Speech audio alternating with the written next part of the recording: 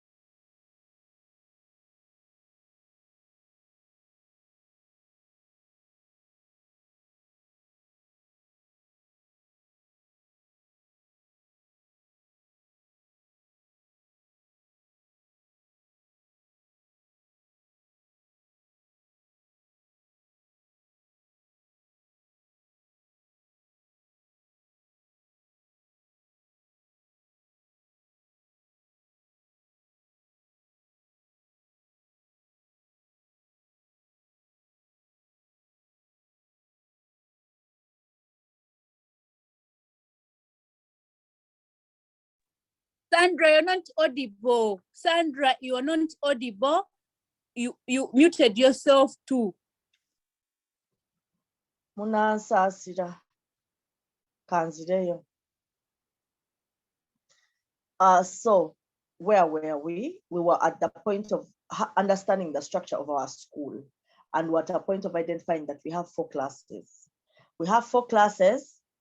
We have the Star Stroke Play class. That one admits all the babies half of a year as soon as they start weaning to 2.9 years.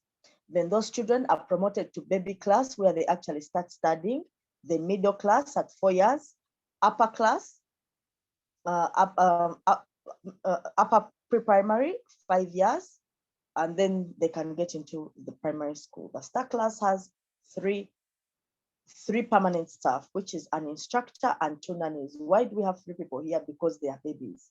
We want someone to cater for them in terms of messes up and all those things. The other 2 classes, each one has a class teacher and an assistant teacher. So that is for the teaching staff. So we get into the full staff composition.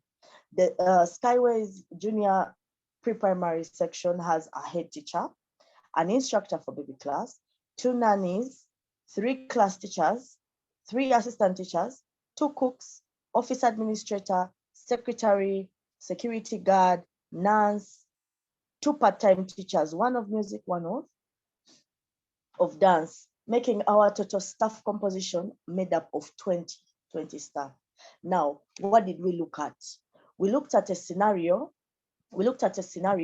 where our school actually spends, for it to happen, it spends on 100 people, our 80 students and our 80 staff. So we got the cost of maintaining these people during school time, or for the core staff like the security people, even after, we got that cost of maintaining them for a full term, which is 3 months, for us to be able to come up with what we will charge for them to them as school fees. We had the summer Skyways operating standard. Skyways Pre-Primary does not maintain any staff on the payroll in non-term period, holidays and breaks, for example, the COVID period. We do not maintain any staff, with an exception of a security guard, because at all times, our property at the school, property of our students has to be taken care of. Skyways Pre-Primary is a profit-making school with all revenue contribution recovered from school dues. So whatever will be our cost should be recovered from our 80 students, and that is where we got the basis of how we came up with our school fees. Skyways is a very popular school in Nansana and is always full to capacity. It's important to note there is no point of the year we are not full to capacity. In fact, we even have a waiting list for those that drop out. They are always student teachers. They are always parents who want to have their children admitted into the school of ours. The pre-primary section of Skyways operates autonomously from the other section of the school, such as the lower primary and upper primary. So what are we doing? What does this mean? There are no courses that flip into the primary sections. There are no courses of the primary sections that fit into the nursery section. Everyone manages their balance sheet and budgets for their profitability and reports independently. Skyways Pre-Primary endeavors to provide a well-balanced diet for the learners to foster proper education. Why is this important? Because we have a significantly high cost in food. So it's important that we understand the fact that it is the school values the fact that children have to be fed well for them to study well and get the education that they require. So we went else to produce what we called our expense schedule. And this expense schedule usually is something that is a standard document that we use. Why is it so? Because annually our suppliers they bid for these services and they confirm the price that they'll give us through the year, and this can only be revised on an annual basis because our suppliers have fixed prices for how much they give us these items. So we first looked into the salaries of all our 20 teachers at their rate for those periods. You're going to notice that some of them, like the Askaris, their unit, which is a monthly payment, is 4 months, because we talked about the fact that they are paid throughout the year, because whether the school is on or not on, they have to be paid. And then you notice the teachers, the cooks, the nuns, the office administrators, the nurses, the secretary, for them they're only paid within the term period, because that is something that we have to take on seriously. We also have our part-time teachers. Our part-time teachers are paid on a monthly, they're paid per session, and their payment rate is 20,000. So the music teacher comes in twice every week, and if our term has 12 weeks and 60 days, that will come into 24 times. And then our dance teacher comes in once, gets 12 times of that pay. We also budgeted for the utilities, as you can see in our presentation. Then we went ahead and also budgeted for the food, like we talked about earlier. This is how much we spend on food. Throughout the term, we use 10 bags of rice, 20 bunches of matoke, 5 sacks of Irish potatoes. We have some 5 bags of rice, 1 bag of peanuts. We give our children some chicken. Then there are chicken spices. Those ones you can't exactly say now, Roy, or this, and those other fresh market supplies.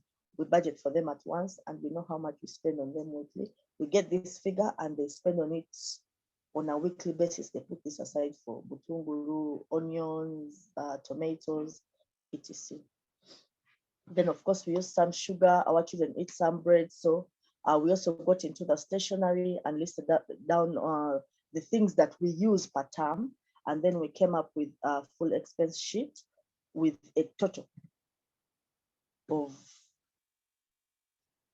49,621,000. That is how much we spend on the school in 3 months.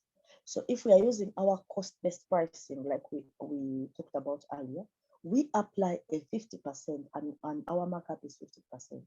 We apply a 50% on our total expense figure to get an expected revenue collection of 41, because all this money has to be collected from the students. So when we get our expected revenue, we get our number of pupils, divide it, and we get a figure of 930,000. We rounded off to 930,000, but there is also a development contribution. This development contribution was meant to contribute to buying the van, and this van is going to still be used by the students when they are going for education studies, for example, to the zoo, to the museum, among other things. We also talked about disadvantages of cost-based pricing. The approach sets costs solely to the context of internal physical need and tend to ignore the external place. It can strongly work with institutions with high demand. That is one of the disadvantages. And like we've told you, like I mentioned earlier, our school is is on high demand because of the quality and standard that it has set. Other pricing options we could have considered: competitor-based pricing, competitor-based pricing, non-incremental price increase, tuition reduction, differential pricing. Disadvantages, we also looked at some disadvantages for service costing.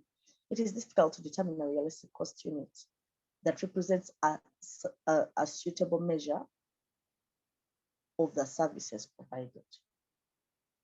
It's hard. For example, you notice that when we went to the kitchen, we had to put a full amount because it is very difficult to send out today. We got tomatoes of 500, but we just always have to budget within that area, because those are services that can't be tendered to different vendors. Our conclusion: generally, schools use some contribution of this strategy based on their market position and physical circumstances. Using cost-based costing, we are able to come up with a fee of 980,000 per pupil, rounded off the small figures because it's difficult to balance these things. Our school maintains 80 pupils, 20 staff per term at a cost of 49,651,000 shillings, and with an expected markup of 50% and an additional development fees for the contribution. We are trying to justify how we came up with a figure of 980. The expected revenue per term is going to be 74,431,500 shillings for the school to remain profitable while operating at its maximum capacity. Maximum capacity in terms of full staff, we have a full staff base, we have full enrollment for the school. How are we justifying our fees? One, and a very important point in the school, is the high quality of education offered and standards set at the school. And then the other one is the cost incurred from an accounting perspective. The cost incurred for our school to remain profitable, we have to put in consideration the costs we've incurred and the markup we've decided to put on the school. And when you calculate that too, based on what the board has decided, we recover and the costs. That is one of our other justifications.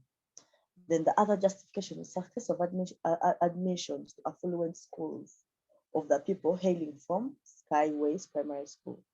What do we mean by this? When we see the number of people getting into very good schools and excelling in those good schools coming from Skyways, that is justification and gives us confidence that yes, what our parents, our pupils get value for this money that they pay in our institution. Then the level of professionalism at the pre-primary section of the school, I mean, the way we pay a professional is not how we are going to pay a non-professional. So it comes at a cost. And for us, this is what we have mounted in our school. Availability of well-trained staff and good services, high customer satisfaction. I think I've talked about that. Skyways is an institution of very high standards and a very high demand. So those are our justifications. This is the end of my presentation, and I would kindly request that my colleagues unmute themselves and also contribute for any points that I've missed. Thank you very much. Hello, guys. Please unmute yourselves and say something about our presentation.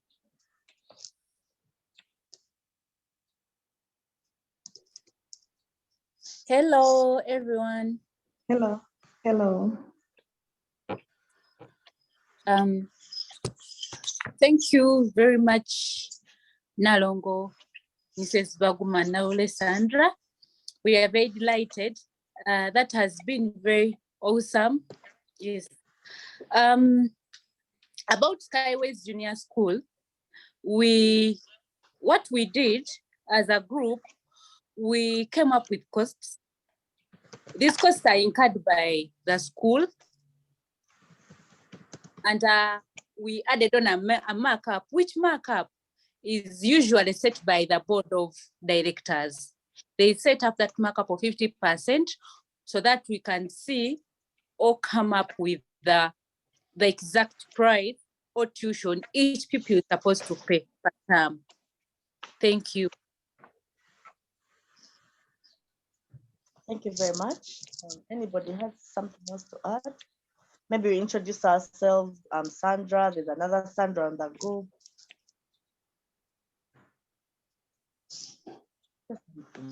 Thank you, Sandra. Thank you, Sandra, for the presentation. You've actually represented us so well as per what we had discussed. I'm Mirembe Rebecca Sandra, DFM class, evening.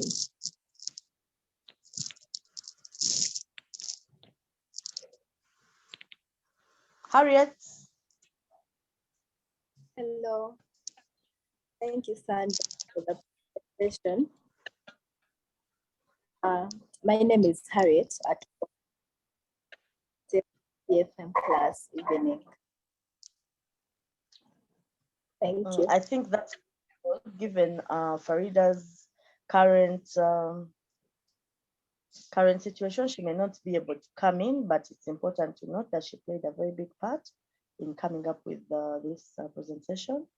Otherwise, I think I'll say thank you all guys for the teamwork exhibited while we're doing this coursework. Have a beautiful morning. Thank you, ladies. Thank you, ladies.